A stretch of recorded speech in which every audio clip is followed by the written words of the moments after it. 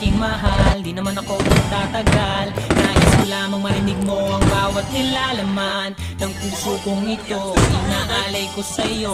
Dinggin mo sana mga sinasabi ng awitin ko. Pilitin mang ibaling at sa iba'y isalin, ay di malimot ang halimutan